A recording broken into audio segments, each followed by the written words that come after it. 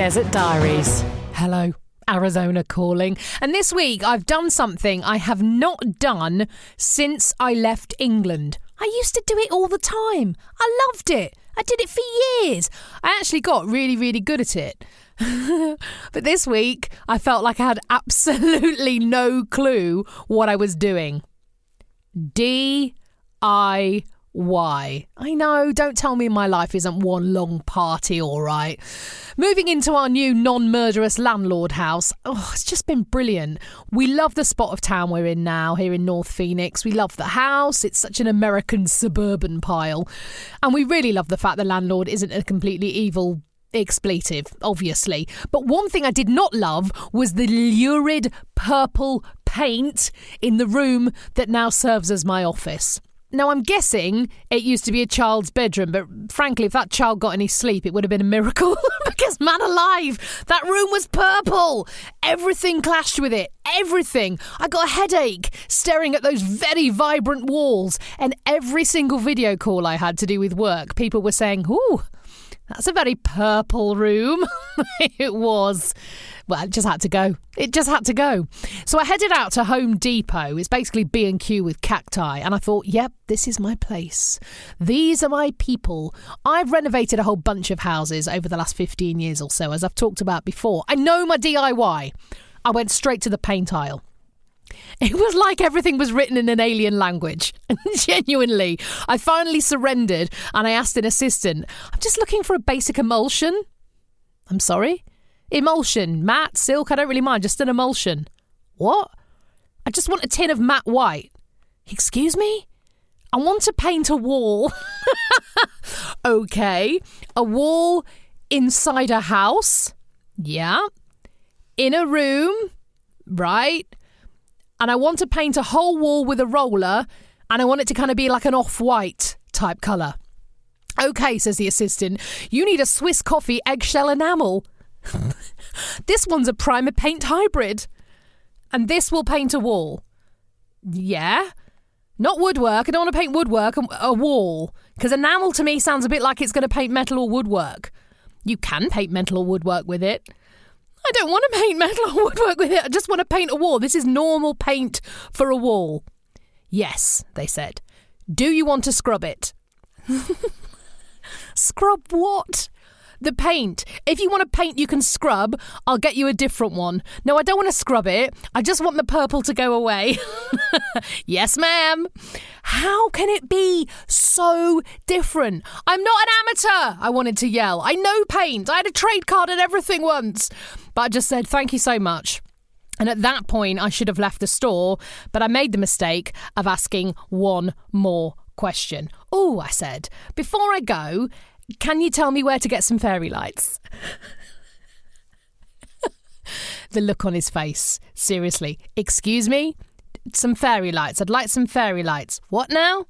I just want some little fairy lights for my garden. I'm not quite sure if the look on his face was more confusion or horror.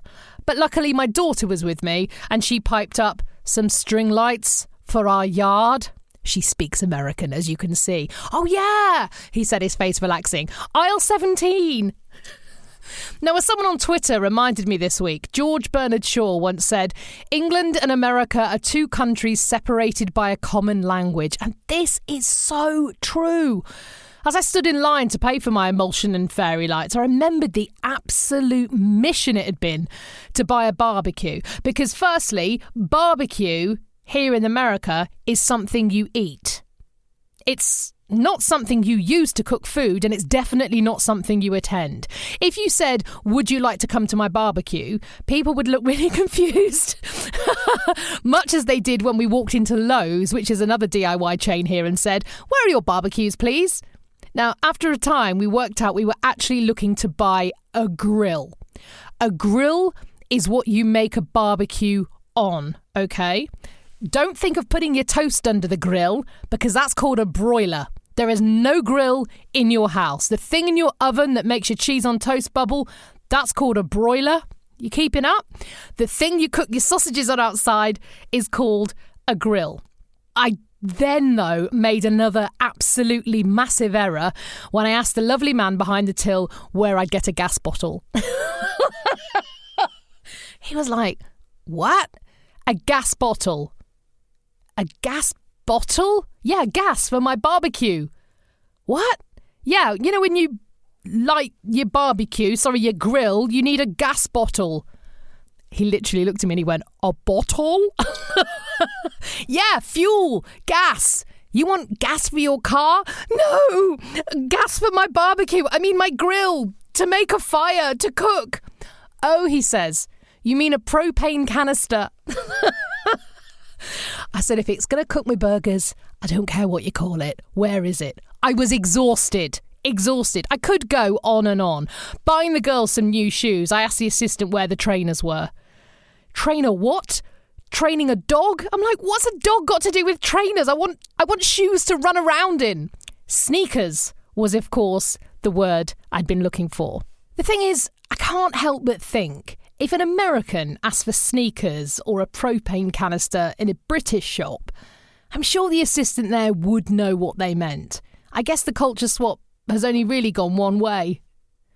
I did end this week by absolutely crying with laughter after I tweeted a picture of a British tabloid this week. Said paper had a ridiculous story about couples in Greater Manchester who didn't live in the same house not being able to meet up for some adult fun times. Let's put it that way. This is a family show because of the renewed lockdown in the region. So the headline read, "No manky panky, romps banned in Manchester, rest of the UK at a nookie risk." Oh, British journalism, eh? Cream of the world.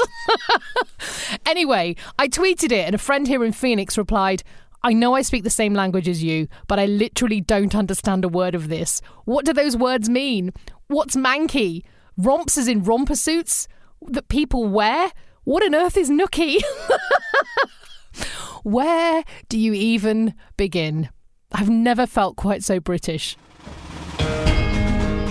I'll see you in the desert.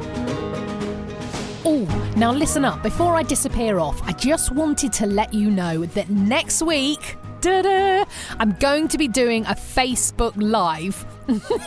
I'll work out how to do it somehow. And I'm going to be going live on Wednesday, the 12th of August at 10:30 a.m. But that's Arizona time, okay? So 6:30 p.m. UK time. I've scheduled an event, or scheduled, as they'd say here. So do come and have a look, please. Like and follow my Facebook page. Just search for Sam Walker's Desert Diaries or head to facebook.com/seeyouinthedesert. And you can come along. Ask me anything. We'll have a bit of a chinwag. It'll be lovely to talk to you. Facebook Live, Wednesday, August the 12th. All the details at facebook.com/seeyouinthedesert. Ooh.